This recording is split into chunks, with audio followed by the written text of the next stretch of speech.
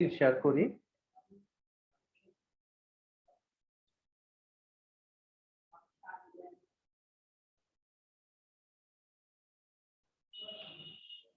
তো first thing is data flow diagram. আমরা গতদিনকে কিছুটা আলোচনা করেছিলাম।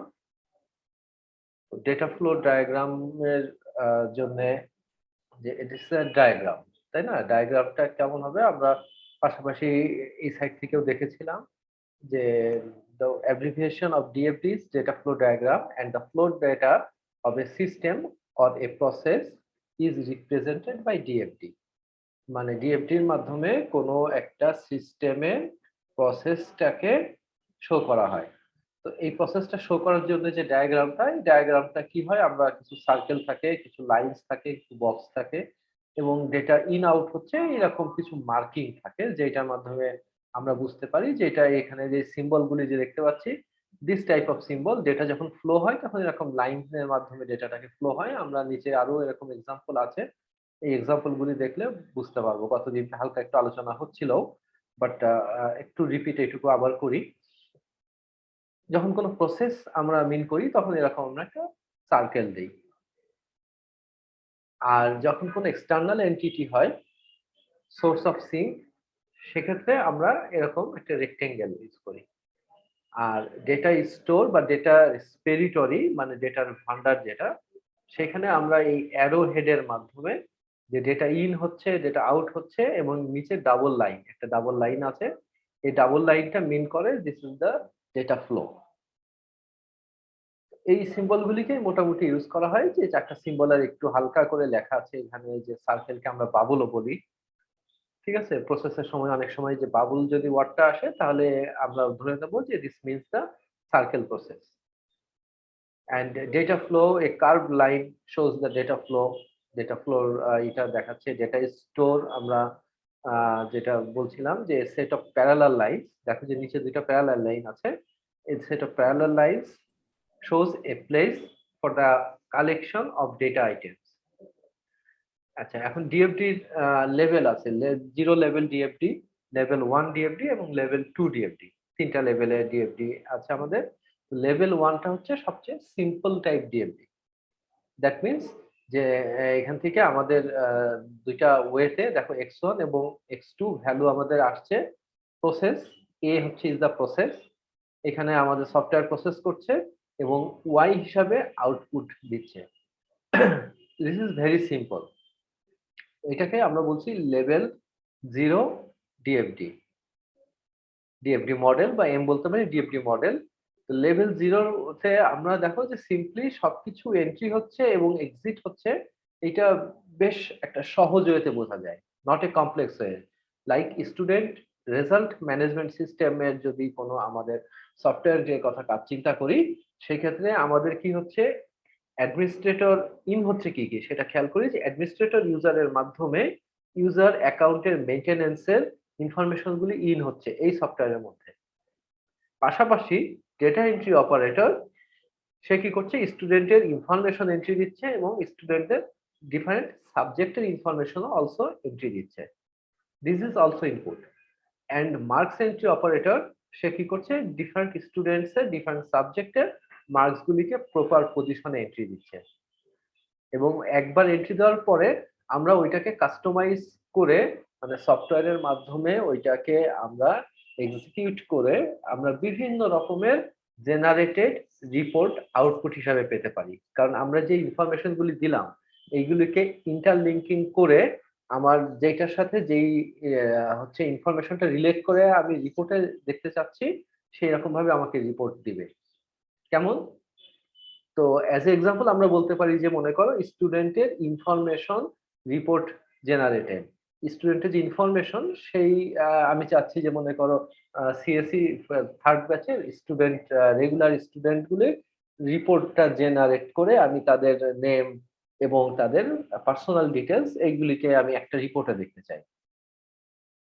আমরা যখন এন্ট্রি দিয়েছি আলাদা আলাদা জায়গা থেকে কি হয়েছে, দেখো যে অ্যাডমিনিস্ট্রেটর ইউজারের অ্যাকাউন্টটা ক্রিয়েট করে দিয়েছে, একটা আইডি ক্রিয়েট করে দিয়েছে ইউনিক ধরে। সেই আইডিটাকে ইউনিক ধরে আমরা অন্য যে অপারেটররা আছে like data entry operator or marks entry operator, তাদের ইনপুট করা ইনফরমেশনস গুলিকেও একসাথে প্রসেস করে আমাদের এই যে স্টুডেন্টের রিপোর্ট আসছে, ইনফরমেশনের রিপোর্ট আসছে।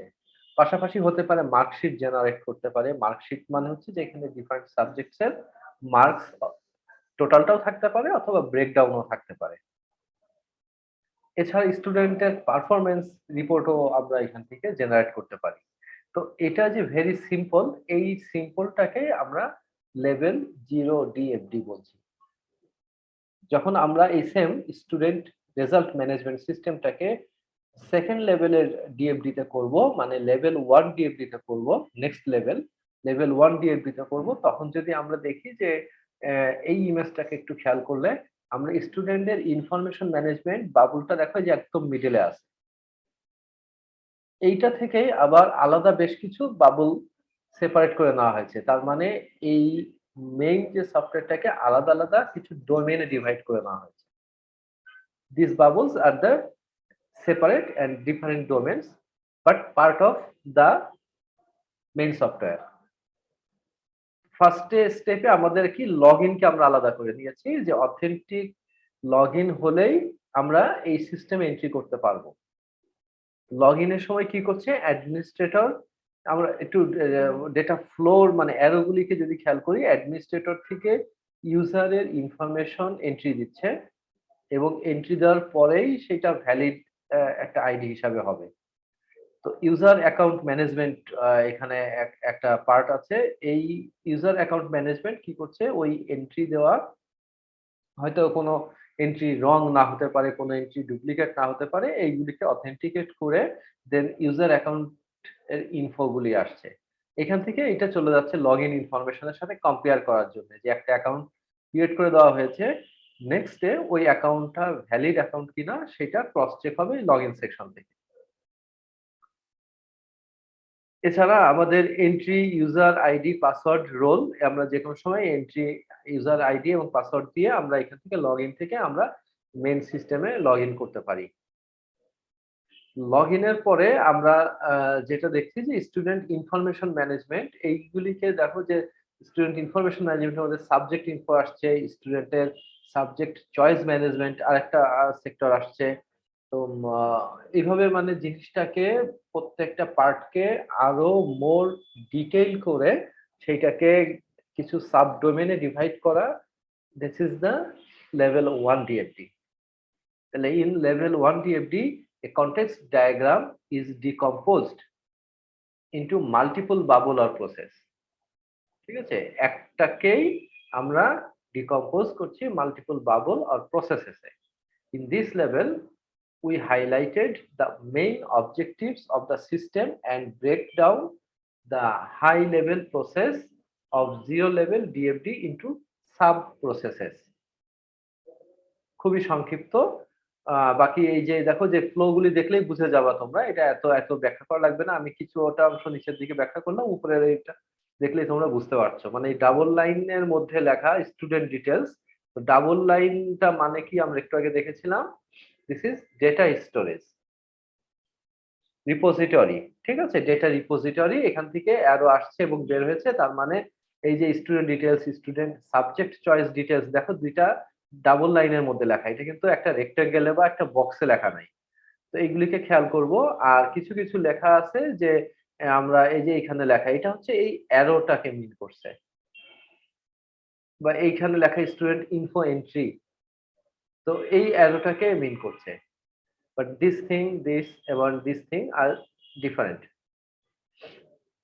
Now if we come to the last level, that is 2 level DFD, it goes one process deeper into part 1 level DFD, মানে পার্ট 1 এ যে আমরা প্রসেসটা দেখলাম তার চেয়েও এক ধাপ ডিপে যায়, এক ধাপ ডিপে যাবে এবং সেইখান থেকে এক্সপ্লেন করে আসবে। It can be used to project or record the specific necessary details about the system's functioning. তো কেমন, তাহলে আমরা একটু ডায়াগ্রামটা দেখলে আমাদের ক্লিয়ার হয়ে যাচ্ছে যে ফার্স্টে আমি ভাগ করে নিয়েছি, আরো একটা স্টেপ অ্যাহেডে যে আমরা ফার্স্টে ইউজার অ্যাকাউন্ট মেইনটেনেন্স, এই যে আমরা নিচে ছিল user account management, user account maintenance করা, এই পার্টটাকে আমরা নিয়ে যদি শুধু চিন্তা করি, তাহলে আমরা দেখতে পারবো যে এখান থেকে কি করছে, যে অ্যাডমিন এখানেও যেরকম ছিল সেটাকে আরো ডিটেলস করা হয়েছে।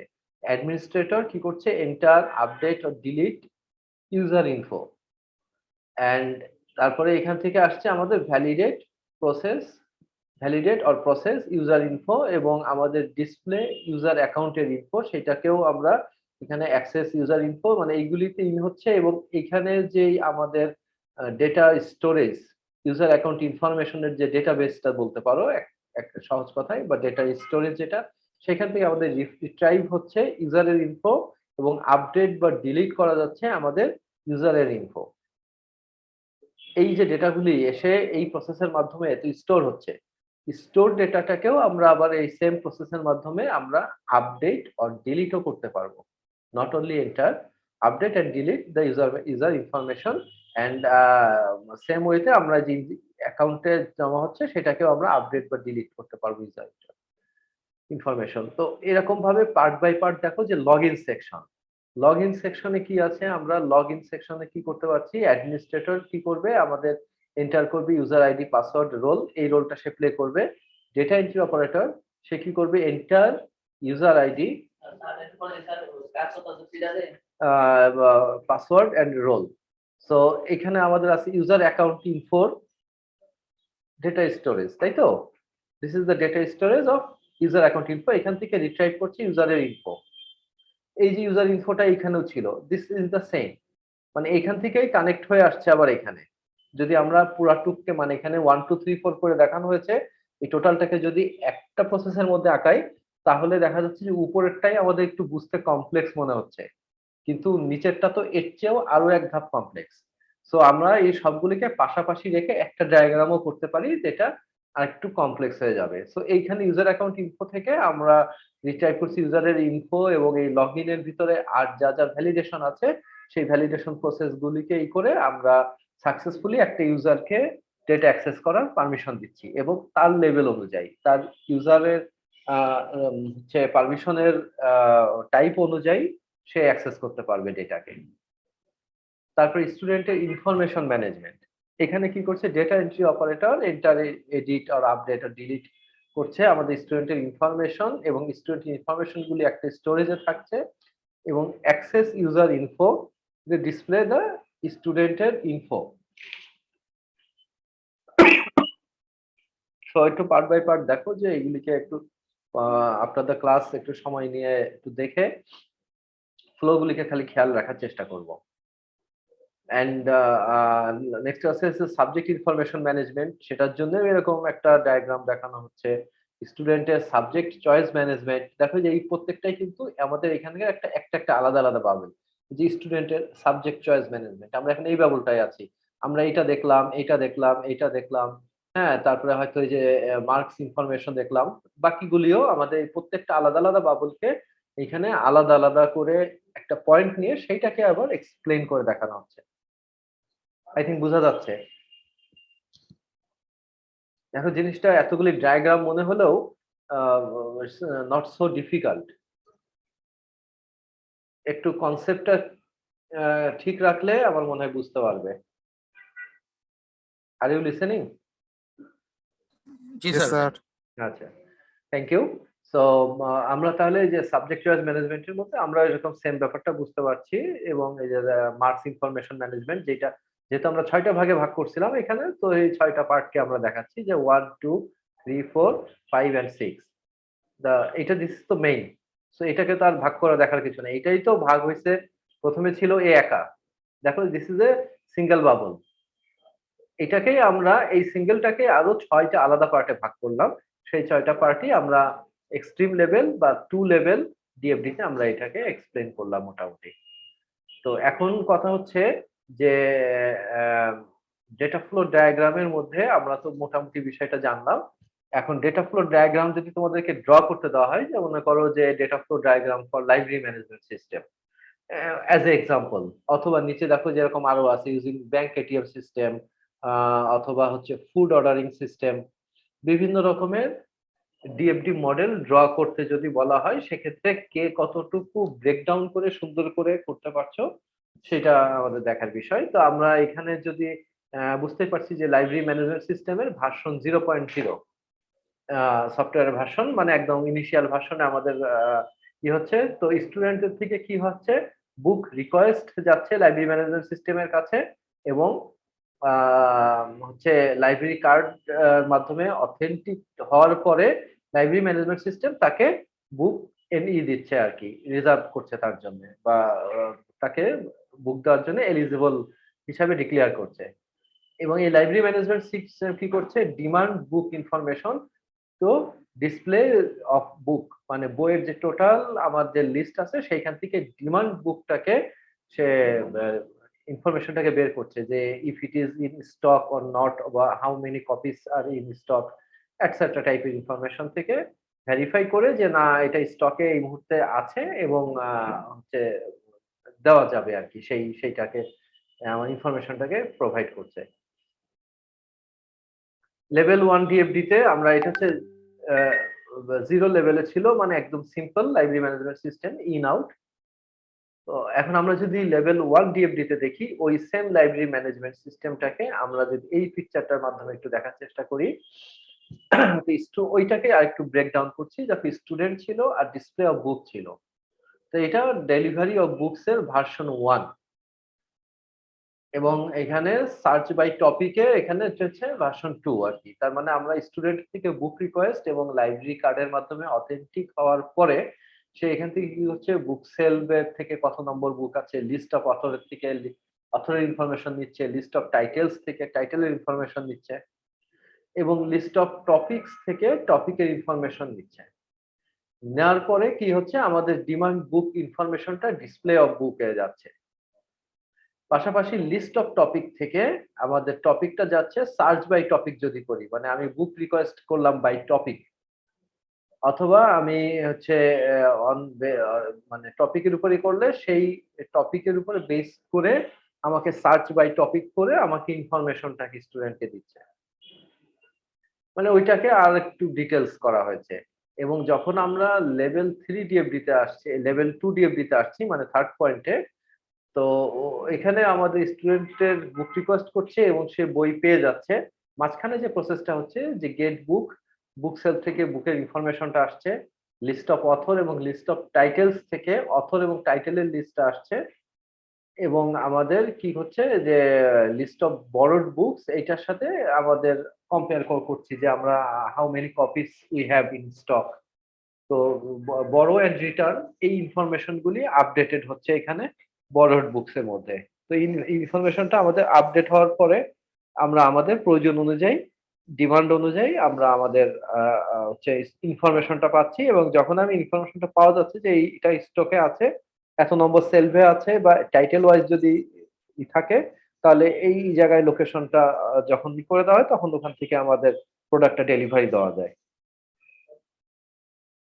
মানে library is one kind of store, যে এখানে স্টোরেজে আমাদের হচ্ছে প্রোডাক্ট হচ্ছে বুক, ডিফারেন্ট কাইন্ডস অফ বুকস। তো এটা মেনলি ডিএফডি এর আইডিয়া। আমরা এখন ডিএফডি ড্র করার পরে ইউজিং দিস কেস ডায়াগ্রামটাকে সুন্দর করে ড্র করার জন্য দেখো যে আরো কমপ্লেক্স, আমরা ডায়াগ্রামটার উপরে একটু আলোচনার একটা ভিডিও একটু থেকে দেখতে চাই। কতদিন সাউন্ড শোনাতে পারিনি, ভিডিওটাই দেখাতে যাচ্ছিলাম, আজকে প্লে করব, আই হোপ সাউন্ড শোনা যাবে, একটু খেয়াল করো। অ্যানালাইসিসের ক্ষেত্রে দরকার হয়। তো প্রথমে আমরা জেনে নিই যে ডিএফডিটা আসলে কি, বা ডাটা ফ্লো ডায়াগ্রামটা আসলে কি। তো বেসিক্যালি ডেফিনেশনটা হচ্ছে, সাউন্ড কি শোনা যাচ্ছিল?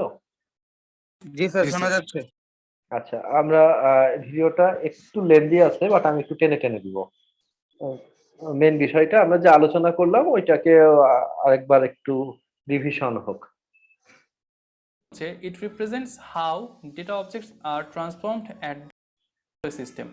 একটা সিস্টেমের মধ্যে ডেটাগুলো কিভাবে ট্রান্সফর্ম হয়, মানে এক জায়গা থেকে আরেকটা জায়গায় কিভাবে বিভিন্ন প্রসেসের মাধ্যমে ডেটাগুলো ফ্লো হচ্ছে বা ট্রান্সফর্ম হচ্ছে, সেই জিনিসটা আমরা যে ডায়াগ্রামের মাধ্যমে বুঝতে পারি সেটাই হচ্ছে আমাদের data flow diagram.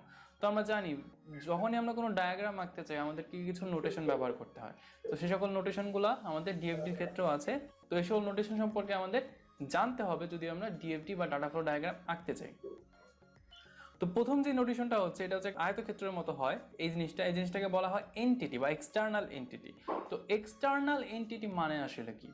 External entity মানে সেই জিনিসগুলাই যেগুলো হচ্ছে সিস্টেমটাকে ডাটা প্রোভাইড করে অথবা সিস্টেম থেকে ডাটা কনজিউম করে। যেগুলো সিস্টেমটাকে ডাটা প্রোভাইড করে অথবা সিস্টেম থেকে ডাটা কনজিউম করে সেগুলোকে আমরা বলবো হচ্ছে এক্সটার্নাল এন্টিটি। যেমন ধরেন কি কি হতে পারে, একটা মানুষ হতে পারে, একটা ডিভাইসও হতে পারে, সেন্সর হতে পারে, কম্পিউটার বেসড সিস্টেম হতে পারে। পার্সন কিভাবে হতে পারে, ধরেন এফবি, ফেসবুক একটা সিস্টেম। ফেসবুক যখন তৈরি হয়েছিল তখন কি আমরা যারা ইউজার ছিলাম তখন কি আমরা ছিলাম ওইখানে? আমরা কিন্তু ছিলাম না। আমরা কিন্তু এখন বাইরে থেকে ফেসবুককে ইউজ করি, তার মধ্যে বিভিন্ন ডাটা দেই এবং ফেসবুক থেকে বিভিন্ন ডাটা আমরা আবার নেইও, তাই না? তো এইটাই হচ্ছে কি আমরা হচ্ছে তখন ফেসবুকের জন্য এক্সটার্নাল এন্টিটি। তো এটা পার্সন হতে পারে, একটা ডিভাইসও হতে পারে। ডিভাইস কীভাবে হতে পারে, ধরেন আমরা একটা হোটেলের সিকিউরিটি সিস্টেম তৈরি করব। তো সিকিউরিটি সিস্টেমের জন্য আমরা কি ইউজ করি? সিসিটিভি ক্যামেরা ইউজ করি। তো সিকিউরিটি সিস্টেমটা যখন আমরা তৈরি করলাম, সিকিউরিটি সিস্টেমটা ডাটা কোথা থেকে নেবে? তার সিসিটিভি ক্যামেরা থেকে নেবে।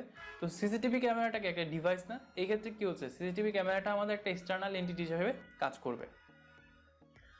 সিমিলারলি সেন্সর একটা এক্সটার্নাল এন্টিটি হতে পারে। আবার কম্পিউটার বেস সিস্টেম, যেমন ধরেন আমি বললাম যে এফবির কথা, আরেকটা ধরেন আপনি অনলাইন শপিংয়ের কথা ধরেন। অনলাইন শপিং আপনি বিভিন্ন সফটওয়্যারের মাধ্যমে কি করে থাকেন? অনলাইন শপিং করে থাকেন। তো অনলাইন শপিংয়ের ক্ষেত্রে আপনাকে ফার্স্টে কী করতে হয়? রেজিস্ট্রেশন করতে হয়, আপনার আইডেন্টিটি দিতে হয়, বা ওইখানে একটা অপশন থাকে যে আপনি ফেসবুকের মাধ্যমে লগ ইন করতে পারবেন, তাই না? তো এইখানে দেখেন ফেসবুক কিন্তু অলরেডি একটা সিস্টেম, মানে ফেসবুক হচ্ছে অলরেডি নিজে একটা কম্পিউটার বেস সিস্টেম। তো ফেসবুকটা যে আপনার এখন আইডেন্টিটির জন্য কাজ করছে বা আপনাকে বলছে যে আপনি ফেসবুকের মাধ্যমে এই শপিং অ্যাপটাতে আপনি রেজিস্ট্রেশন করতে পারবেন, তাহলে কি ফেসবুকটা এখানে আপনার কী হিসাবে কাজ করছে? ডাটা দেওয়ার ক্ষেত্রে কাজ করছে না, মানে আপনার ডাটাগুলো সে প্রোভাইড করছে অনলাইন সফটওয়্যারটাকে। তো এই ক্ষেত্রে ফেসবুকটা কি করছে? ওই শপিং মানে অনলাইন শপিং যে অ্যাপটা আছে ওই অ্যাপটার জন্য সে এক্সটার্নাল এন্টিটি হিসেবে কাজ করছে। তো এই ক্ষেত্রে আমাদের এক্সটার্নাল এন্টিটি কী কী হতে পারে সেটা আমরা বুঝতে পারলাম যে এটা একটা পার্সন হতে পারে, ডিভাইস হতে পারে, বা কম্পিউটার বেস সিস্টেম হতে পারে, বা সেন্সর হতে পারে। তো আশা করি এক্সটার্নাল এন্টিটি আপনাদের কাছে ক্লিয়ার। তো এক্সটার্নাল এন্টিটি আমরা এরকম বক্স দ্বারা প্রকাশ করি এবং মাঝখানে আমরা এক্সটার্নাল এন্টিটির নামগুলো লিখি। যেমন হচ্ছে এখানে ইউজার হলে ইউজার লিখবো, অ্যাডমিন হলে অ্যাডমিন লিখবো, যেটাই হোক না কেন সেটার নাম আমরা মাঝখানে লিখে দেবো। তো আশা করি এটা ক্লিয়ার। নেক্সট হচ্ছে সার্কেল দ্বারা আমরা বোঝাই হচ্ছে প্রসেস। তো প্রসেস আসলে জিনিসটা কি? প্রসেস হচ্ছে এমন একটা জিনিস, আপনি একটা জিনিস এটার মধ্যে দিবেন, সেই জিনিসটাকে সে প্রসেস করে নতুন একটা জিনিস আপনাকে তৈরি করে দেবে। যদি আমি সফটওয়্যারের ভাষায় বলি, এটা হচ্ছে কি করবে, আপনার ডাটাগুলোকে নিবে, সে প্রসেস করে সে ডাটাগুলোকে কিসে পরিণত করবে? ইনফরমেশনে পরিণত করবে। তো সেটাই হচ্ছে আমাদের প্রসেস। প্রসেস আসলে কীরকম হতে পারে, ধরেন আপনি 5x7 দিয়ে দিলেন প্রসেস করার জন্য, প্রসেস করে সে আপনাকে কি দিবে? 5×7 35 অ্যান্সারটা দিবে, তাই না? তো সেগুলো হচ্ছে প্রসেস। এগুলো ডিটারমাইন এরিয়া হতে পারে, ফরম্যাট রিপোর্ট হতে পারে, ডিসপ্লে গ্রাফ হতে পারে। তো আশা করি প্রসেসটা আপনাদের কাছে ক্লিয়ার।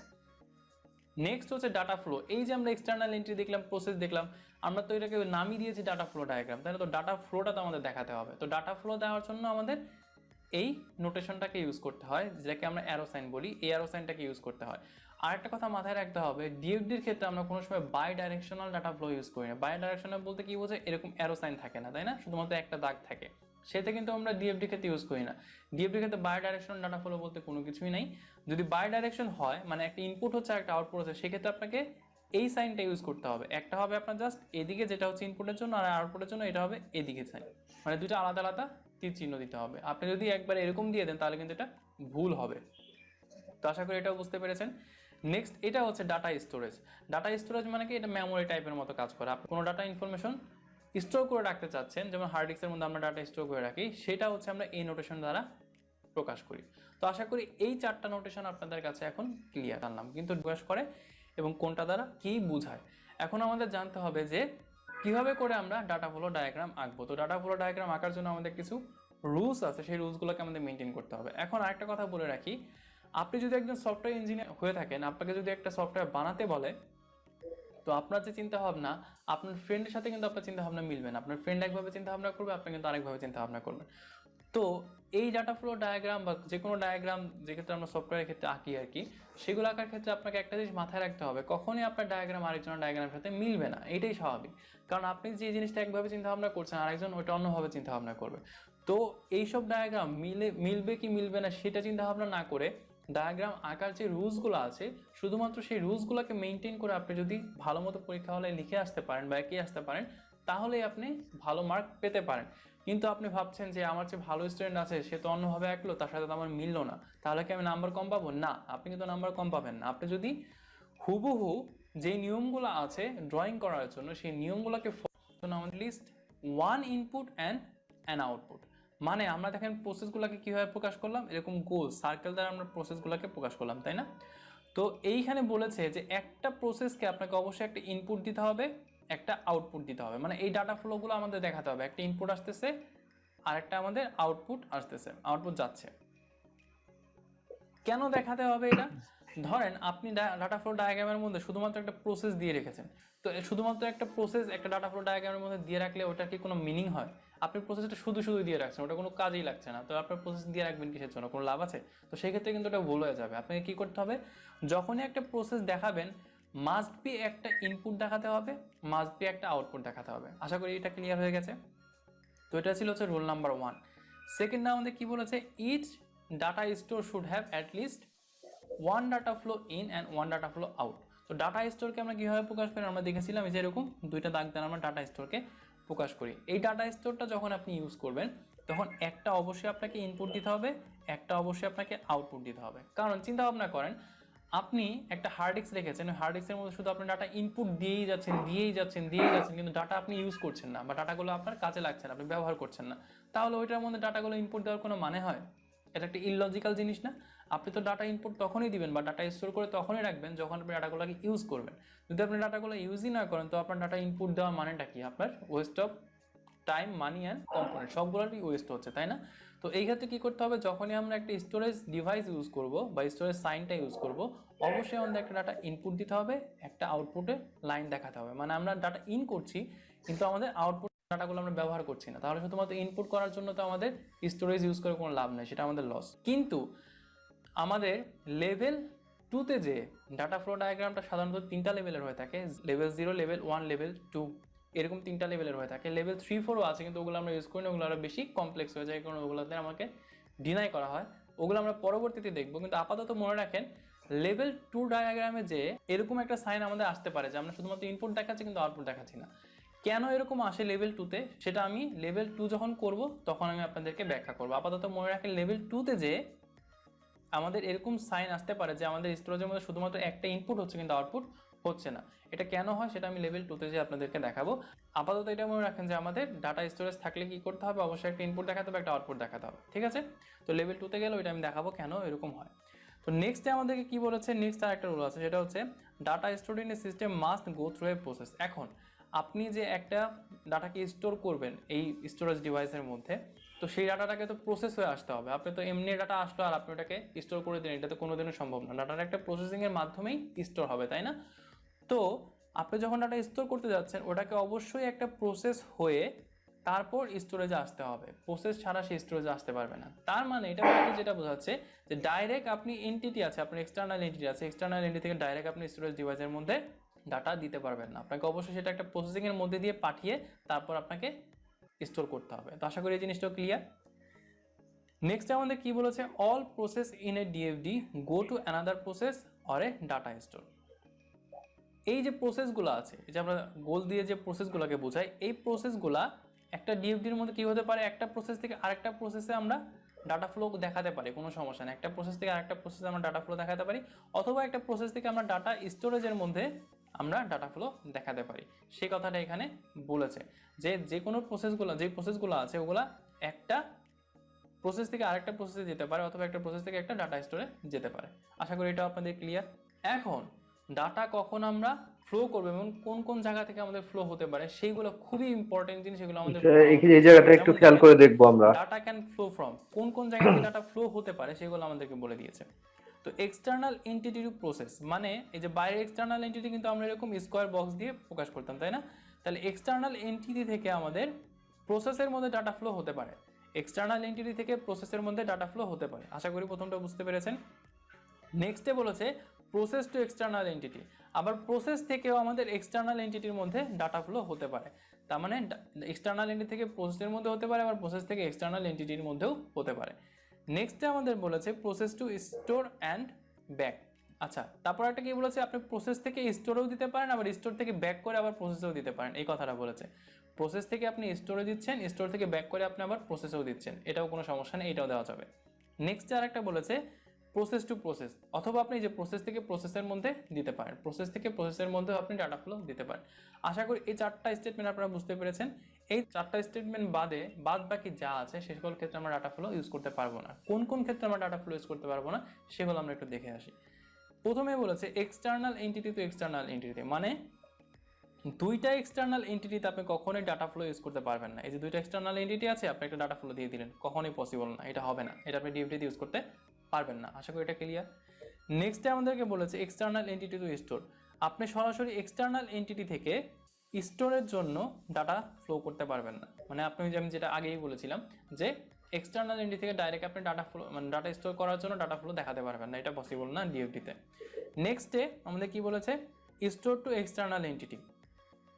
এখন যদি এইটা পসিবল না হয়, মানে আপনি যদি এক্সটার্নাল এন্টিটি থেকে স্টোরে দিতে না পারেন, তাহলে আপনি কি স্টোর থেকে এক্সটার্নাল এন্টিটিতে দিতে পারবেন ডাটা? কখনই পসিবল না, অবশ্যই এটাকে একটা প্রসেসের মাধ্যমে যেতে হবে। তো এইটাও আমাদের পসিবল না, এই দুইটা কখনই পসিবল না। নেক্সট আমাদের কি বলেছে স্টোর টু স্টোর। আরেকটা হতে পারে কি যে আমরা এই স্টোরেজ ডিভাইস থেকে আরেকটা স্টোরেজ ডিভাইসে আমরা ডাটা ফ্লো করব, এইটাও কখনো পসিবল না, এইটাও কখনো পসিবল না। তার মানে এই দুটো আমাদের পসিবল না। তাহলে কোন কোন জিনিস আমাদের পসিবল না আমরা দেখলাম, যে আমাদের এক্সটার্নাল এন্টিটি থেকে এক্সটার্নাল এন্টিটিতে ডাটা ফ্লো দেখানো সম্ভব না। আবার এক্সটার্নাল এন্টিটি থেকে আমাদের স্টোরেজ ডিভাইসে ডাটা ফ্লো দেখানো সম্ভব না, প্লাস হচ্ছে স্টোরেজ ডিভাইস থেকে আমাদের এক্সটার্নাল এন্টিটিতে ডাটা ফ্লো দেখানো সম্ভব না। আবার হচ্ছে স্টোরেজ ডিভাইস থেকেও স্টোরেজ ডিভাইসে আমাদের ডাটা ফ্লো করা সম্ভব না, এবং এইটার ভাইস ভার্সাও সম্ভব না। প্রথমে প্রসেস থেকে আবার এক্সটার্নাল এন্টিটি, দেন হচ্ছে প্রসেস থেকে স্টোরেজ, স্টোরেজ থেকে প্রসেস, দেন প্রসেস থেকে প্রসেস, এইগুলো আমরা করতে পারবো, এর বাইরে আর কোনো কিছু করতে পারবো না। তো এইগুলো হচ্ছে একদম বেসিক রুলস আমাদের ডিএফডি আঁকার জন্য। যদি আমরা ডিএফডি আঁকি তাহলে আমাদের অবশ্যই এই রুলসগুলোকে ফলো করে আঁকতে হবে। এই রুলসগুলোকে ফলো করে যদি আপনি যে ধরেন আপনি এখানে একটা প্রসেস ইউজ করছেন, এই উপরের অংশটাতে একটা লেভেল দেওয়া হয়, ধরেন 1 নাম্বার 2 নাম্বার 3 নাম্বার 4 নাম্বার এরকম লেভেল দেওয়া হয়। লেভেল আপনারা চাইলে দিতে পারেন, ইচ্ছা না হলে নাও দিতে পারেন, কোনো সমস্যা নেই। সেমভাবে এই স্টোরেজের ক্ষেত্রে একটা করে লেভেল দিয়ে দেওয়া হয়। এখানে একটা নাম থাকে, নাম দিয়ে এখানে আমরা লেভেল দিয়ে দিই 1 2 3 4, ইচ্ছা করলে আপনি দিতে পারেন, না ইচ্ছা করলে নাও দিতে পারেন। সো এগুলো আমাদের আসলে মাথা ব্যথার বিষয় না, আমাদের মাথা ব্যথার বিষয় হচ্ছে কীভাবে আমরা ডিএফডিটা আঁকতে পারি সেটা নিয়ে। তো আশা করি আপনারা রুলসগুলো খুব ভালোভাবে বুঝতে পেরেছেন। যদি রুলসগুলো বুঝতে থাকেন তাহলে আমরা এখন ডিএফডিতে চলে যাব। আর রুলসগুলো যদি ভালো মতো বুঝে না থাকেন তাহলে আমি আপনাদেরকে রিকোয়েস্ট করব এই ভিডিওটার পরের অংশ দেখার আগে অবশ্যই আপনারা রুলসগুলো ভালোভাবে বুঝে নেবেন। দরকার হলে আরেকবার পজ করে আপনারা প্রথম থেকে আবার দেখুন, দেখার পর যখন রুলসগুলো সম্পূর্ণ আপনারা বুঝে যাবেন তখনই আপনারা বাকি অংশটুকু দেখবেন, তাহলে একদম ইজি হয়ে যাবে এবং আপনারা খুব ভালো মতো আঁকতে পারবেন এটা পরীক্ষা হলে। লেভেল ইউজ করি না আমরা সাধারণত, 2 লেভেল পর্যন্তই ড্র করে থাকি। 3 4 কেন ইউজ করি না, কারণ ওগুলো আমাদের জটিলতা বাড়িয়ে দেয়, ওগুলোতে জটিলতা অনেক বেশি, তো সেই পর্যন্ত আমরা যাই না, আমরা সাধারণত এই 3টার মধ্যেই আবদ্ধ থাকি। তো এই লেভেল 0 ডায়াগ্রামটাকে আমাদের অনেক সময় কনটেক্সট ডায়াগ্রামও বলা হয়। তারপর হচ্ছে লেভেল 1, তারপর হচ্ছে লেভেল 2। তো আশা করি এখন কয়টা লেভেল থাকে ডিএফডিতে আপনাদের এটা অন্তত ক্লিয়ার হয়ে গেছে। এখন আমরা দেখব লেভেল 0 মানে কি, লেভেল 1 মানে কি, লেভেল 2 মানে কি। তাহলে প্রথমে আমরা দেখি হচ্ছে লেভেল 0। তো লেভেল 0 ডায়াগ্রামটা বা কনটেক্সট ডায়াগ্রামটা আসলে কীরকম হয় সেটা আমরা একটু দেখি। তো ধরেন আপনি একটা সিচুয়েশন চিন্তা করেন যে আপনি আপনার ফ্রেন্ডের সাথে একটা 10তলা বিল্ডিংয়ের বারান্দায় দাঁড়িয়ে আছেন, এবং ওই বিল্ডিংটার সামনে হচ্ছে আপনার একটা কোম্পানি, আপনার যে কোনো একটা কোম্পানি দিতে পারেন, ধরে নেন আপনি একটা সফটওয়্যার কোম্পানি দিয়েছেন, তো সেটা হচ্ছে আপনার সফটওয়্যার কোম্পানি। তো আপনি আপনার ফ্রেন্ডকে দেখাচ্ছেন আপনার সফটওয়্যার কোম্পানিটা, তো আপনার ফ্রেন্ড আসলে কি কি দেখতে পারবে সেই 10 তলার উপর থেকে? আপনার সামনে যদি আপনার 3 তলা একটা বিল্ডিং সফটওয়্যার কোম্পানি থাকে, সেই সফটওয়্যার কোম্পানি কি কি দেখতে পারবে? সেই সফটওয়্যার কোম্পানিটার নাম দেখতে পারবে, আউটলুক দেখতে পারবে, তারপর হচ্ছে ওইটার যে এন্ট্রান্সটা আছে, এন্ট্রান্স দিয়ে লোকজন যাচ্ছে, কর্মচারীরা যাচ্ছে আসছে, বা ওইটার যে বাসগুলো আছে সেগুলো দেখতে পারবে, তাই না? মানে পুরো একটা আউটলুক দেখতে পারবে যে এটা একটা সফটওয়্যার কোম্পানি আর এখানে এই জিনিসগুলো আছে। ভিতরের কোনো জিনিসই কিন্তু সে দেখতে পারবে না, তাই না? তো মানে পুরো একটা আউটলুক দেখে সে বলতে পারবে যে এটা একটা সফটওয়্যার কোম্পানি, এখানে যে এমপ্লয়িরা যাচ্ছে, ওইখানে হচ্ছে একটা বাস দাঁড়িয়ে আছে তো কোম্পানির, এগুলো বলতে পারবে, তাই না? তো সহজ কথাই হচ্ছে যে শুধুমাত্র আউটলুক দেখে বাইরের অংশটার কথা সে বলতে পারবে, ভেতরের কোনো কিছুই বলতে পারবে না।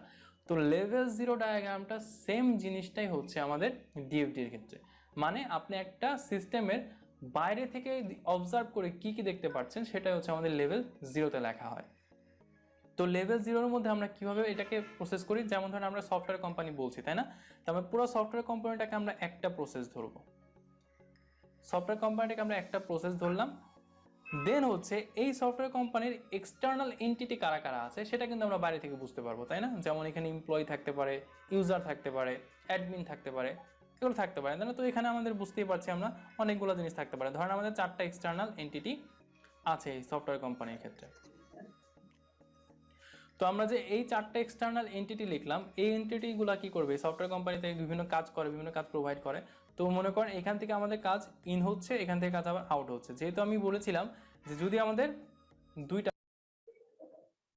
মানে কাজ দিবে, মানে ডাটা সে দিবে এবং ডাটা সে নিবেও, যদি এরকম হয় তাহলে আমাদের এরকম দুইটা আলাদা আলাদা অ্যারো দিয়ে দেখাতে হবে। আবার ধরেন এইখানে যে এক্সটার্নাল এন্টিটি আছে সে শুধু কি করছে, আমাদের ইনফরমেশন বা ডেটা দিচ্ছে কিন্তু সে নিচ্ছে না, এরকম হতে পারে। সেক্ষেত্রে আমরা শুধুমাত্র একটা সিঙ্গেল অ্যারো দিয়ে দেখাবো। আবার এখানে কি হতে পারে যে এইখান থেকে একটা এন্টিটি আছে যে শুধু ইনফরমেশন নিচ্ছে কিন্তু দিচ্ছে না, তাহলে আমরা এভাবে একটা অ্যারো দিয়ে সিঙ্গেলি দেখাবো।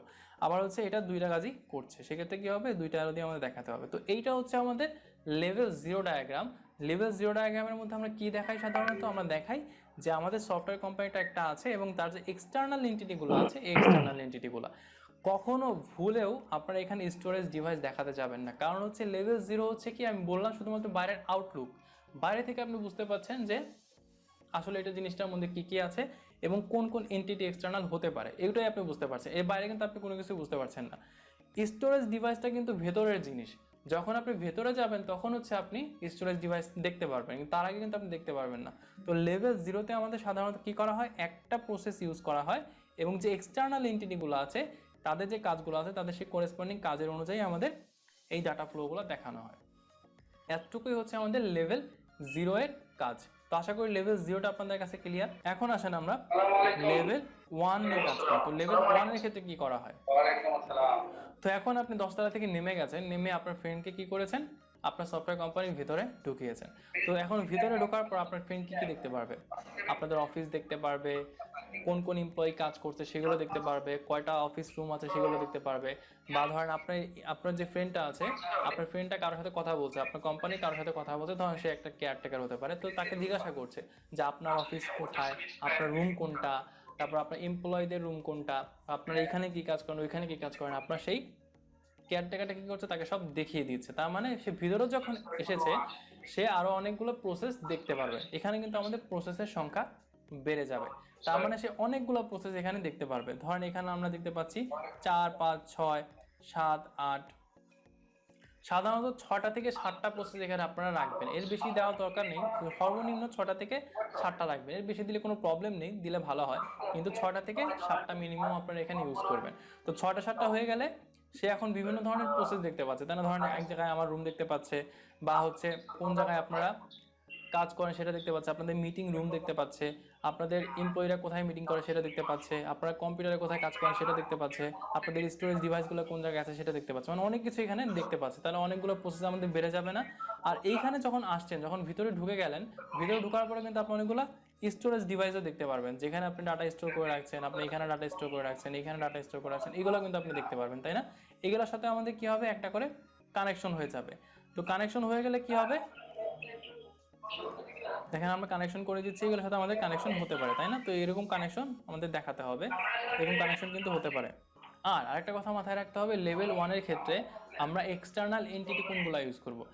লেভেল 0তে আমরা যে এক্সটার্নাল এন্টিটিগুলো ইউজ করেছিলাম সেই সেম এক্সটার্নাল এন্টিটি আমাদের লেভেল 1এও রাখতে হবে, লেভেল 2তেও রাখতে হবে। আমরা কিন্তু এক্সটার্নাল এন্টিটি চেঞ্জ করতে পারবো না, এক্সটার্নাল এন্টিটি আমরা লেভেল 0তে যেগুলো লিখে দিব ওগুলাই আমাদের ইউজ করতে হবে, এর বাইরে আমরা ইউজ করতে পারবো না, এর বেশিও আমরা ইউজ করতে পারবো না, এর কমও আমরা ইউজ করতে পারবো না। তো যেহেতু আমরা 4টা এক্সটার্নাল এন্টিটি দেখিয়েছিলাম, তো এই ক্ষেত্রে আমাদের এক্সটার্নাল এন্টিটি কয়টা থাকবে, 4টাই থাকবে, ঠিক আছে? তো এটা অবশ্যই ভালো মতো মাথায় মনে রাখতে হবে যে আমাদের যতগুলো এক্সটার্নাল এন্টিটি ছিল সবগুলো এক্সটার্নাল এন্টিটি আমাদের লেভেল 0তে যতগুলো ছিল ওরকমই মেনটেন করতে হবে। তো এইটাই হচ্ছে আমাদের সেই কাঙ্ক্ষিত লেভেল ওয়ান ডায়াগ্রাম। তো আশা করি লেভেল ওয়ান ডায়াগ্রামটা বুঝতে পেরেছেন আপনারা। তাহলে লেভেল ওয়ান ডায়াগ্রামের মধ্যে কি হবে, আমরা জাস্ট এখন আমাদের অফিসের ভিতরে ঢুকে গেছে, অফিসের ভিতরে ঢুকে যাওয়ার পর আমরা অনেকগুলো প্রসেস দেখতে পাচ্ছি, আমাদের কাছে কিছু ডাটা স্টোর ভিজিবল হচ্ছে, আমাদের যে এক্সটার্নাল এন্টিটিগুলো ছিল ওগুলো আমাদের সেমই আছে। তো এইসব কাজগুলাই হচ্ছে আমাদের লেভেল ওয়ানের ক্ষেত্রে আমাদের দিতে হবে। আরেকটা কথা বলে রাখি, ধরেন একটা প্রসেস থেকে আপনার দুইটা প্রসেসে একটা অ্যারো যাচ্ছে, ধরুন এই প্রসেসও সেম অ্যারো যাচ্ছে, এই প্রসেসও সেম অ্যারো যাচ্ছে, সেক্ষেত্রে আপনি কি করতে পারেন, সেক্ষেত্রে আপনি একটা অ্যারো দিয়েই এইখান থেকে জাস্ট ডিভাইড করে দিতে পারেন দুইটার দিকে, এটা করলেও কোনো সমস্যা হবে না, এটা আপনি করতে পারবেন। তো এইটা ছিল আমাদের লেভেল ওয়ান ডায়াগ্রাম। তো আশা করি লেভেল ওয়ান ডায়াগ্রাম পর্যন্ত আপনারা বুঝতে পেরেছেন এটা কিভাবে হবে। আমি যদিও একটা এক্সাম্পল আপনাদেরকে দেখাবো, কিন্তু আমি প্রথমে বেসিকটা বলছি যে আসলে কি কি ঘটনা এখানে ঘটে সেটা আপনারা আগে জানেন। তো লেভেল জিরোতে কি ছিল, লেভেল জিরোতে আমরা পুরো সিস্টেমটাকে একটা প্রসেসের মধ্যে দেখিয়েছি এবং জাস্ট খালি এক্সটার্নাল এন্টিটিগুলোকে লিখেছি এবং তাদের রিলেশনগুলো দেখিয়েছি যেগুলো থেকে ডাটা ফ্লো কীভাবে হয়।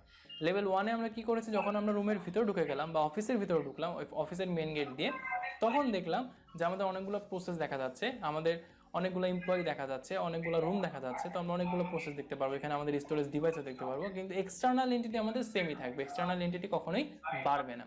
তো আশা করি এই পর্যন্ত ক্লিয়ার। এখন চলে যাই। আচ্ছা, বোঝা যাচ্ছে? তোমরা কি খেয়াল করতেছো? জি স্যার। ভেরি সিম্পল ভাবে বোঝানোর চেষ্টা করা হয়েছে। ইজি। হ্যাঁ, শুধু ইজি, কিন্তু ওই যে বললাম যে মনে রাখতে হবে উল্টাপাল্টা, মানে হোয়াট টু ডুজ কানেকশন দিলে এন্ড সমস্যা। What not to dos. এই যে একটু জি আগে স্যার। যে লেখা ছিল যে কোন কোন জায়গা থেকে কোথায় যাওয়া যাবে না, এই বিষয়গুলিকে খেয়াল রাখলে আশা করা যায় খুব সহজে পারা যাবে। জি স্যার।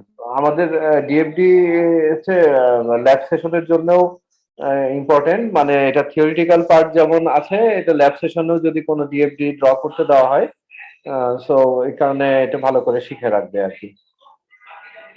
আচ্ছা, আমি তাহলে ভিডিওর লেভেল 2 আছে এখনো, লেভেল 2টাকে দেখাই। আমরা লেভেল 2 তে। তো লেভেল 2 ডায়াগ্রাম।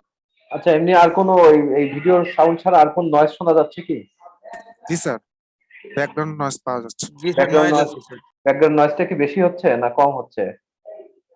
না স্যার, মানে তেমন না, প্রবলেম হয়। ম্যানেজেবল।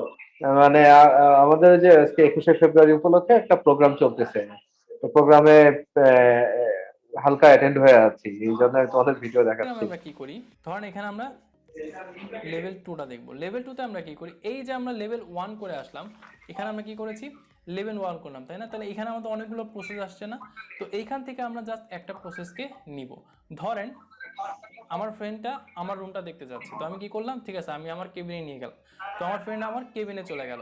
তো এই প্রসেসগুলোর মধ্যে আমার কেবিনও ছিল, ধরেন এটা হচ্ছে আমার কেবিনের প্রসেস। তো এই প্রসেসটা কি করব, আমরা নিয়ে আসলাম, নিয়ে এসে আমরা লেভেল 2তে নিব।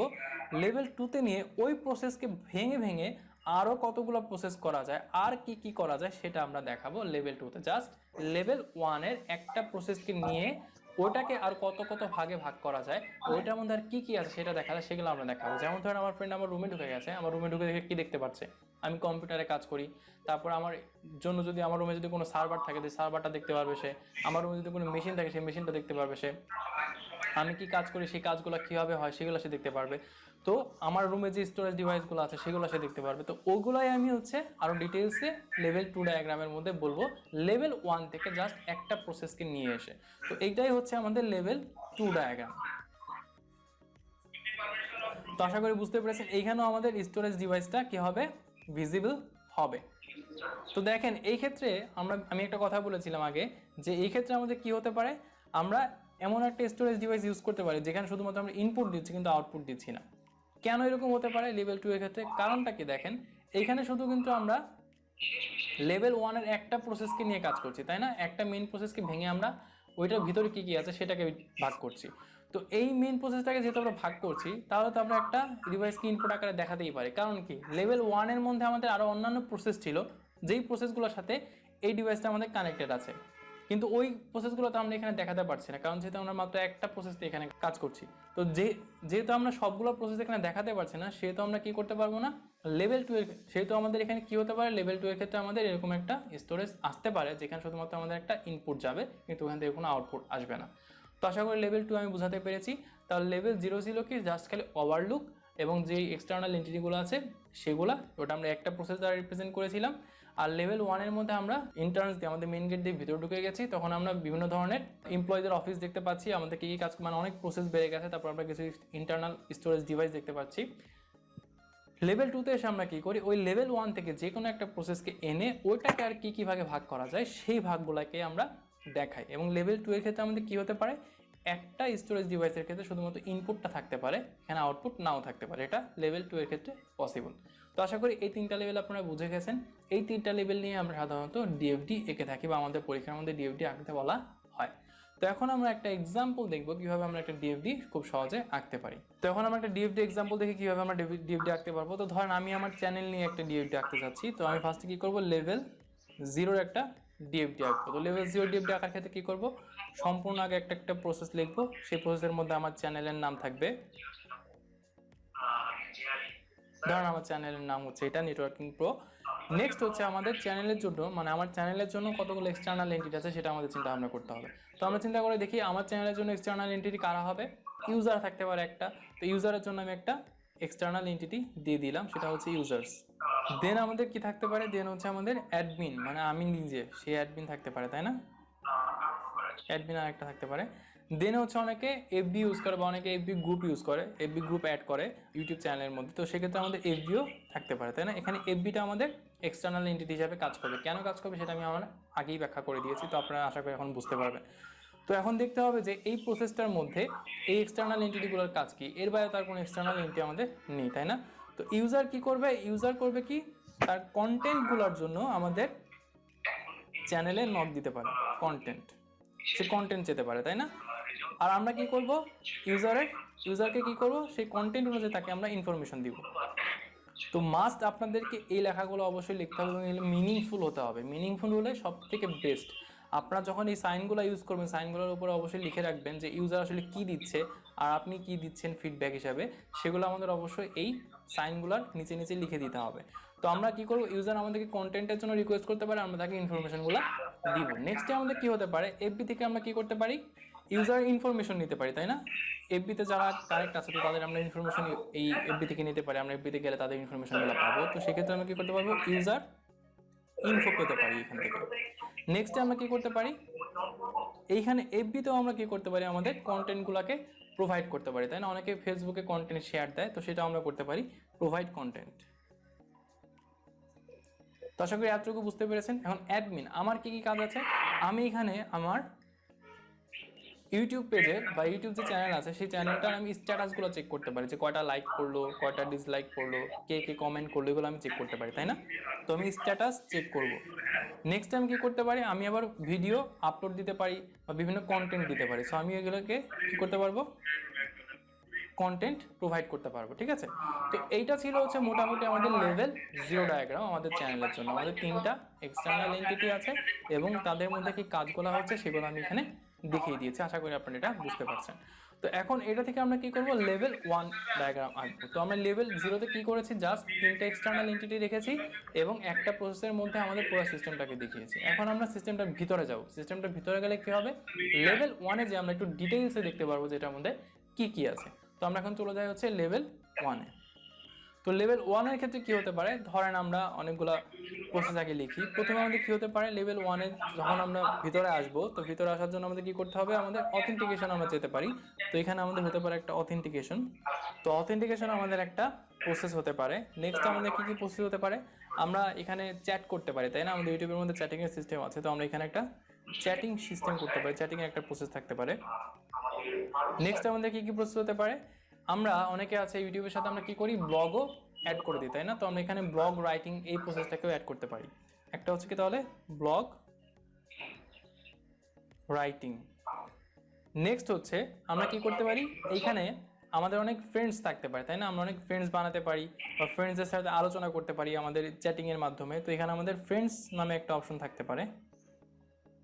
নেক্সট আমাদের কি কি থাকতে পারে, এখান থেকে আমরা অনেকে আছে ইউটিউব চ্যানেল থেকে কি করে, যেহেতু আমাদের একটা এডুকেশন চ্যানেল, সো এখানে আমি কি করতে পারি, নোটস প্রোভাইড করতে পারি। তো এখানে নোটস নামেও একটা অপশন থাকতে পারে, প্রসেস থাকতে পারে। দেন আবার কি থাকতে পারে, যেহেতু আমরা ব্লগ রাইটিং করছি তাহলে অবশ্যই ব্লগ রিডিংয়ের জন্য একটা অপশন থাকবে। তো আমাদের এখানে কি থাকতে পারে, ব্লগ রিডিংও থাকতে পারে, তাই না। তো আমরা এখানে দিয়ে দিলাম হচ্ছে ব্লক রিডিং। তো এই হচ্ছে মোটামুটি আমাদের প্রসেসগুলো থাকতে পারে, তাই না? এই কটা প্রসেস আমরা আমাদের লেভেল 1 ডায়াগ্রামে দেখালেই চলবে, যেহেতু 6টা প্রসেস আমাদের হয়ে গেছে, তো আমরা আর প্রসেস দেখাচ্ছি না। তো আমাদের এক্সটার্নাল এন্টিটি কারা কারা ছিল? আমাদের এক্সটার্নাল এন্টিটি লেভেল 0-তে আমরা যে কটা ইউজ করেছিলাম এখানে আমাদের সেই কটা ইউজ করতে হবে। তো লেভেল 0-তে আমাদের ছিল কারা কারা? ইউজার ছিল, অ্যাডমিন ছিল এবং এফবি ছিল, তাই না? তো এই তিনটাই আমাদের ইউজ করতে হবে। হয়তো আমরা মাল্টিপল টাইম একটাকে লিখতে পারি এক এক জায়গায়, যাতে আমাদের ডিভিটা দেখতে সুন্দর হয় সেজন্য, কিন্তু আমরা এই তিনটার বাইরে কোনো এক্সটার্নাল এন্টিটি ইউজ করতে পারবো না। তো ধরেন আমরা এখানে এফবি লিখলাম। তো এফবি আসলে আমাদের কি কি কাজ করতে পারে, তাই না? এফবির জন্য আমরা কি করতে পারি? আমরা এখান থেকে কি করতে পারি? ইউজারের ইনফরমেশন যেতে পারি, তাই না? তো আমরা এফবি থেকে ইউজার কি করতে পারে? তার ইউজার ইনফরমেশন দিতে পারে, ইউজার ইনফরমেশন দিতে পারে আমাদের অথেন্টিকেশনের জন্য। তো অথেন্টিকেশনের জন্য আমরা কি করব? ইউজারকে রিকোয়েস্ট করব। তো আমরা এখানে অথেন্টিকেশনের জন্য এফবিতে ইউজারকে কি করতে পারি? রিকোয়েস্ট করতে পারি যে আপনার ইনফরমেশনগুলো দেন। এই ইউজার কি করবে? তার ইনফরমেশনগুলো আমাদের দিবে এফবি থেকে, তাই না? এটা আমরা এফবির কথা বলছি। আমাদের আরেকটা কি ছিল? আরেকটা ছিল হচ্ছে অ্যাডমিন। অ্যাডমিন আবার আমাদের কি চেক করতে পারে? অ্যাডমিন আমাদের অথেন্টিকেশন হয়েছে কিনা সেটা চেক করতে পারে, তাই না? তো এখানে সে অথেন্টিকেশনের চেকিংয়ের জন্য এই কাজটা সে করতে পারে। এখন আমাদের আরেকটা কি ছিল? আরেকটা ছিল হচ্ছে ইউজার। তো ইউজাররা আসলে কি করতে পারে? ইউজাররা আমাদের মেম্বার হওয়ার জন্য কি করতে পারে? আমাদেরকে রিকোয়েস্ট করতে পারে, তাই না? তো আমরা তাদের ইনফরমেশনগুলোকে একটা জায়গায় স্টোর করে রাখবো। তো সেই ক্ষেত্রে আমাদের একটা স্টোরেজ ডিভাইস চলে আসতে পারে এখানে। তো আমরা কি করব? এখানে ইউজারকে একটা প্রসেসের মধ্যে দিয়ে দিলাম, সেটা হচ্ছে আমরা প্রসেস লিখে রাখি। প্রসেসের মাধ্যমে আমরা কি করতে পারি? ইউজার ডিবি নামে আমাদের একটা স্টোরেজ থাকবে, যেখানে আমরা শুধুমাত্র ইউজার ইনফরমেশনগুলো রাখবো। তো ইউজার ইনফরমেশনগুলো রাখার মানেটা আসলে কি? যখন আমাদের ইউজাররা কি করবে? অথেন্টিকেশনের জন্য আসবে, অথেন্টিকেশন এখানে আমাদের রিকোয়েস্ট করবে, ইউজার ডিবিতে আমাদের কি করবে? রিকোয়েস্ট পাঠাবে ইউজারের অথেন্টিকেশনের জন্য। তখন আবার ইউজার এই ডিবি যেটা আছে, ইউজারের যে ডাটাবেসটা আছে, সে আবার কি করবে? আমাদের এখানে ফিডব্যাক পাঠাবে যে ইউজার ইনফো। তো এখানে আমরা ইউজার ইনফো পাঠাবো, আর এখানে আমরা শুধু রিকোয়েস্ট করব। তো আশা করি এই পর্যন্ত আপনারা বুঝতে পেরেছেন। নেক্সটে আমরা কি করতে পারি? দেখেন এখানে আমাদের কি ছিল? ব্লগ রাইটিং ছিল না? যখন আমাদের একটা ইউজার তার অথেন্টিকেশন পেয়ে গেল, অথেন্টিকেশন পেয়ে গেলে কি করবে? সে আমাদের সব কিছুতে অ্যাক্সেস পেয়ে যাবে না? সে আমাদের চ্যাটিং করতে পারবে, ফ্রেন্ডস হতে পারবে, নোট পেতে পারবে, বা ব্লগ রিডিং করতে পারবে, প্লাস ব্লগ রাইটিংয়ের জন্য কি করতে পারবে? কন্টেন্টও দিতে পারবে, তাই না? তার মানে সে এই সবগুলো জিনিস পাবে, যে আমরা এখন একটা করে কানেকশন দিয়ে দিতে পারবো, যে আমাদের অথেন্টিকেশন পেয়েছে সে। তো আশা করি এই পর্যন্ত আপনারা বুঝতে পেরেছেন। তো সে এখন যখন অথেন্টিকেশন চেক করছে, তো এখন আমাদের কি কি হতে পারে? যখন আমরা ব্লগ রাইটিং করছি, তাই না? এই ব্লগ যে রাইটিং করছে, এই ব্লগগুলো তো এক জায়গায় আমাদের স্টোর করে রাখতে হবে, কারণ সেখান থেকে তো সে ব্লগগুলো পড়বে, তাই না? তো ব্লগের জন্য আমাদের একটা স্টোরেজ ডিভাইস থাকতে পারে, সেটা হচ্ছে ব্লগ ডিবি আমরা নাম দিতে পারি, মানে ব্লগ ডাটাবেস। এই ব্লগগুলো কোথায় স্টোর হবে? এইখানে স্টোর হবে। তো এইখান থেকে আবার কি হবে? ব্লগগুলো রিডিংয়ের জন্য বের হবে, তাই না? তো এইখান থেকে তো যখন আমরা ব্লগ রিডিং করব, তখন তো আমাদের এখান থেকে রিডিং করতে হবে। তো এটা আমাদের কি করবে? ডাটাগুলোকে সে রিড করবে। এখানে হবে ডেটাগুলো স্টোর, ডেটা স্টোর, আর এখান থেকে সে ডাটা রিড, ডাটাগুলোকে সে রিড করবে ব্লগ রিডিং এর মাধ্যমে, তাই না?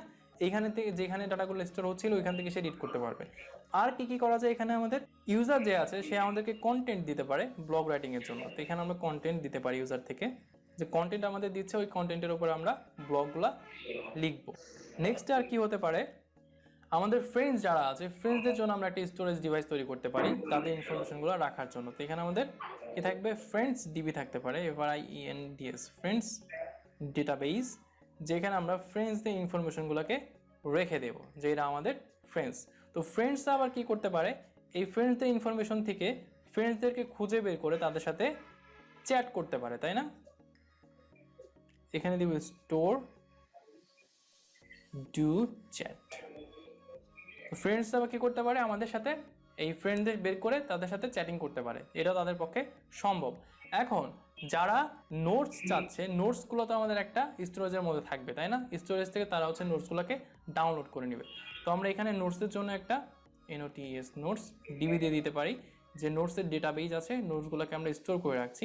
এইখান থেকে কারা অ্যাক্সেস পাবে? ইউজাররা অ্যাক্সেস পাবে এখান থেকে, গেট অ্যাক্সেস, গেট নোটস দিতে পারি আমরা, গেট নোটস। তো নোটসগুলো ইউজাররা নিতে পারবে এখান থেকে, তাই না? আমাদের যেহেতু নোটসগুলো আছে, যেহেতু তারা এখন অ্যাক্সেস পেয়ে গেছে, তো তারা এখান থেকে আমাদের নোটসগুলোকে নিতে পারবে। নেক্সটে আমরা কি করতে পারি, চ্যাটিংগুলোকে আমরা এক জায়গায় স্টোর করে রাখবো, তাই না? কারণ চ্যাটগুলো তো সবসময় আমাদের থাকে, চ্যাটগুলো পরবর্তীতে আমরা চেক করতে পারি, সেই কারণে আমাদের চ্যাটগুলো স্টোর করে থাকবে একটা চ্যাট ডিবিতে। তো আমরা চ্যাট থেকে এখানে স্টোর করে রাখবো।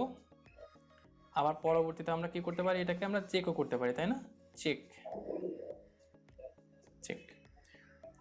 তো চ্যাটের জন্য আমরা একটা করে ফেললাম। আর কি কি আছে, আর কি কি করা যায়?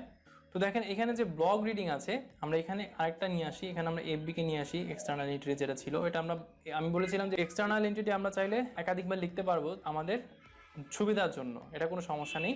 তো এখানে যদি আমরা এফবি দিই, এফবিতে আমরা কি করতে পারি, ব্লগকে আমরা শেয়ার করতে পারি না,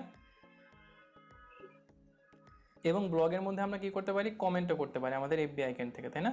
তো ব্লগকে আমরা এফবিতে শেয়ার করে দিই এবং এফবি থেকে আমরা কি করতে পারি, কমেন্ট করতে পারি আমাদের ব্লগে রিডিং এর মধ্যে। তো এখানে আরেকটা জিনিস হতে পারে, সেটা হচ্ছে অ্যাডমিন, আমরা এখানে আরেকবার নিয়ে আসি। তো এখানে অ্যাডমিন আমাদের কি করতে পারে, অ্যাডমিন আমাদের ব্লগ রিড করতে পারে। তো এইটাই ছিল মোটামুটি আমাদের এই চ্যানেলটার জন্য লেভেল 1 এর ডিএফডি। তো আশা করি আপনারা বুঝতে পেরেছেন লেভেল 1 এর ডিএফডি। আশা করি আপনারাও বুঝতে পেরেছেন। বেশ অনেকগুলি চিন্তা থেকে, মানে এটা হুট করে তো আসে না, প্ল্যানিং, সফটওয়্যার কোন ওয়েতে কাজ করবে, কোথার সাথে কোথায় লিংক হবে, এইগুলি প্ল্যানিং এর মাধ্যমে আসে। তো আমরা যখন কমন কিছু টপিকের উপরে নিয়ে এরকম ডিএফডি প্র্যাকটিস করব, তখন আমাদের মধ্যে এই আইডিয়াগুলি চলে আসবে যে আমাদের কোথা থেকে কোথায়। যেমন আমরা এই মাত্র যেই ভিডিওটার পার্টটুকু দেখলাম, আহ এটা থেকে তো আমরা বুঝতে পারছি যে কিভাবে একটা থেকে আরেকটা কমিউনিকেট করা যায়, এবং সেটা কমিউনিকেট করা হয়েছে। এখানে হয়তো যে কমিউনিকেশন গুলি দেখানো হয়েছে, ডেটা ফ্লো দেখানো হয়েছে, এইগুলি বাদেও আরো অ্যাড করা যেতে পারে, আরো চিন্তা করলে আরো ফাংশনালিটি বাড়ানো যেতেই পারে, তাই না? এখন আমরা আমরা ডে বাই ডে তো দেখি যে বিভিন্ন সফটওয়্যারের মধ্যে অপশনের সংখ্যা দিন দিন বাড়তেই থাকে। তো এটার উপরে যদি আমরা বসে আরো ডিপ থিঙ্কিং করি, দেখা যাবে যে আরো কিছু লিঙ্কিং আমরা এর মধ্যে করতে পারছি। তো লেভেল 1 যদি আমাদের এত কমপ্লেক্স হয়ে যায়, আমরা লেভেল 2 তে যে তো আরো কমপ্লেক্স হয়ে যাবে। তারপরে লেভেল 3 আর 4 তো আমরা বেশি কমপ্লেক্সের জন্য ইগনোরই করছি বললাম, বাট লেভেল 2 টা আমরা কিরকম হতে একটু পারে। তো এটা ডিটেলসে। যে সবার সাথে মিলতে হবে বা অ্যাকুরেট হতে হবে এরকম কোনো ঘটনা নেই। আমরা এখানে জাস্ট যে নিয়মগুলো ছিল সেই নিয়মগুলো ফলো করে আমরা ডিএফডিটা এঁকেছি, যেগুলো হতে পারে সেই সম্ভাব্য জিনিসগুলো দিয়ে। তো এইটাই আমরা মোটামুটি বলতে পারি যে আমাদের চ্যানেলের জন্য লেভেল 1 এর ডিএফডি বা ডাটা ফ্লো ডায়াগ্রাম। এখন আমরা এটা থেকে কি করব, লেভেল 2 ডাটা ফ্লো ডায়াগ্রামে একটু যাব। খেয়াল করে দেখবো লেভেল লেভেল 2 তে 2 যাওয়ার টা আগে আমাদের কি একদম করতে হবে, আমাদের যেগুলো একটা ফাইনাল প্রসেস স্টেপ। আমাদের এখান থেকে বাছাই করে নিতে হবে। তো ধরেন আমরা এখান থেকে ব্লগ রাইটিং এই প্রসেসটাকে বাছাই করে নিলাম। তো এই প্রসেসটাকে থেকে এখন আমরা কি করব, লেভেল 2 ডায়াগ্রাম আঁকবো। তো এই প্রসেসটার মধ্যে আমাদের কি কি কানেকশন আছে সেটাকে আমাদের খুব ভালো মতো মাথায় রাখতে হবে। এখানে আমাদের কন্টেন্টগুলো আসতেছে ব্লগ রাইটিং এর জন্য, দেন আমরা হচ্ছে স্ট্যাটাস চেক করতেছি, দেন হচ্ছে আমরা ডাটাগুলোকে স্টোর করতেছি ব্লগ ডিবিতে। তো এই তিনটা জিনিস আমাদেরকে অবশ্যই মেনটেন করতে হবে, যদি মেনটেন না করি তাহলে ভুল হওয়ার সম্ভাবনা আছে। তো এটা লেভেল 2 তে গিয়ে আমাদের মেনটেন করতে হবে এই তিনটা জিনিস, যে আমাদের কন্টেন্ট এখানে আসতেছে, স্ট্যাটাসও চেক হওয়ার জন্য আসতেছে, দেন হচ্ছে আমাদের ডাটাগুলোকে আমরা স্টোর করছি। তো এই তিনটা জিনিস মাস্ট আমাদের দেখাতে হবে লেভেল 2 তে যেও। যদিও আমরা এটাকে ভেঙে ভেঙে দেখাবো, তারপরে আমাদের এটা তিনটাকে রাখতেই হবে স্ট্যান্ডার্ড মেনটেন করার জন্য। তো আমরা এখন চলে যাই হচ্ছে লেভেল 2 তে। তো লেভেল 2 তে আমরা কি করেছিলাম, আমরা বলেছিলাম যে ব্লগ রাইটিং, এটার জন্য আমরা হচ্ছে লেভেল 2 তে ডিএফডিটা আঁকবো। তো এই ক্ষেত্রে আমাদের কি ছিল, স্ট্যাটাস ছিল। তো আমরা এখানে কি কি করতে পারি, ব্লগ রাইটিং এর ক্ষেত্রে আমরা ব্লগ রাইটিং এর ক্ষেত্রে তাকে কি করতে পারি, ফার্স্টে তার অথেন্টিকেশনটা চেক করতে পারি, চেক অথেন্টিকেশন কিনা সেটা আমরা করতে পারি। তারপর আমরা কি করতে পারি, তাকে ব্লগ লিখতে দিতে পারি, রাইটিং ব্লগ। তাকে আমরা রিভিউ করতে পারি যে চেক ব্লগ, চেক কি করতে পারি, ওগুলাকে আমরা কি করতে পারি, সেভ করতে পারি, ব্লগগুলোকে আমাদের সেভ করতে হবে, সেভিং ব্লগ। ঠিক আছে, নেক্সট আমাদের কি হচ্ছে, আর কি হচ্ছে, এখানে আমাদের এখন প্রসেসগুলো দেখাতে হবে। তো চেক অথেন্টিকেশনের জন্য আমাদের কি করতে হবে, তার স্ট্যাটাসটা অবশ্যই চেক করে আসতে হবে। তো এখানে ছিল স্ট্যাটাস, যেটা আমরা লেভেল 1 এ দেখেছিলাম, তো সেটা আমরা পেয়ে গেলাম স্ট্যাটাস। আরো দুইটা জিনিস ছিল, কি কি ছিল, কন্টেন্ট ছিল, আরেকটা ছিল হচ্ছে ব্লগ স্টোর। তো আমরা স্ট্যাটাস দিয়ে দিলাম, এখন আমাদের কন্টেন্ট এবং ব্লগ স্টোর বাকি আছে। তো রাইটিং ব্লগের জন্য আমরা কি করতে পারি, এখানে আমরা কন্টেন্টটা দেখিয়ে দিতে পারি যে তার কন্টেন্ট অনুযায়ী আমরা হচ্ছে ব্লগগুলোকে রাইট করব। এবং চেক স্ট্যাটাস মানে চেক অথেন্টিকেশন হওয়ার পরেই তাকে আমরা কি করতে দিব, ব্লগ রাইট করতে দিব।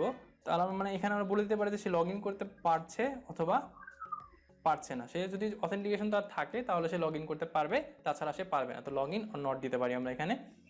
দেন আমরা কি করবো, যখন আমাদের ব্লকটা রাইটিং হয়ে যাবে তখন আমরা ওটাকে চেক রাইটিং এর মধ্যে পাঠিয়ে দিব চেক করার জন্য, রাইটিংটা ঠিক আছে কিনা সেটা চেক করার জন্য, বা ওটার মধ্যে কোনো ভুল আছে কিনা। তখন আমরা কি করব, রাইটিংটাকে সেভ করব। পেয়ে গেলাম ব্লকটাকে, আমরা কি করব, সেভ করব, তাই না? এই ব্লকটাকে আমরা এখন সেভ করলাম, সেভ ব্লকিং। তো সেভ করার জন্য আমরা কোথায় রাখবো, অবশ্যই একটা ইন্টারনাল স্টোরেজের মধ্যে রাখবো। তো আমাদের একটা স্টোরেজ লাগবে এখানে, এটা হচ্ছে আমাদের ব্লক ডিবি হবে। তো এখন আমরা কি করব, এই ব্লকগুলোকে সেভ করার পরে আমরা ব্লক ডিবিতে স্টোর করে দিব। তো এখানে ব্লক স্টোর যেটা ছিল, এই ব্লক স্টোরটা কন্টেন্ট দেন হচ্ছে স্ট্যাটাস, তিনটা কিন্তু আমাদের লেভেল 1-এও ছিল, যেটা আমরা এখানেও নিয়ে আসছি ওই জিনিসটাকে মেনটেন করে। এই কারণে আমাদের এটা কি হচ্ছে, স্ট্যান্ডার্ড মেনটেন করেছে।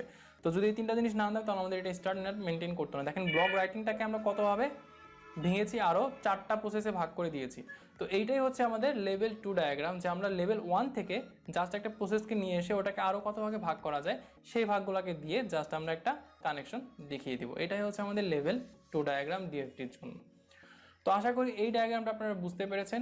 তো অবশ্যই আপনাদেরকে ডিএফডিটা ভালোভাবে আঁকার জন্য এই নিয়মগুলা, রুলসগুলো অবশ্যই খুব ভালো মতো জানতে হবে। যদি এই নিয়মগুলো আপনারা খুব ভালোভাবে বুঝতে পারেন তাহলে যে কোনো ডিএফডি আপনারা খুব ইজিলি আঁকতে পারবেন। এবং এই কোটেশনগুলো জাস্ট শুধু জানতে হবে যে কোনটার ক্ষেত্রে কোনটা হবে, কোনটার ক্ষেত্রে ডাটা ফ্লো আমরা দেখাবো এবং কোন ক্ষেত্রে আমরা ডাটা ফ্লো দেখাবো না। যদি এই জিনিসগুলো খুব ভালোভাবে বুঝতে পারেন তাহলে এই ডিএফডি আঁকা কোনো ঘটনাই না। আর ডিএফডি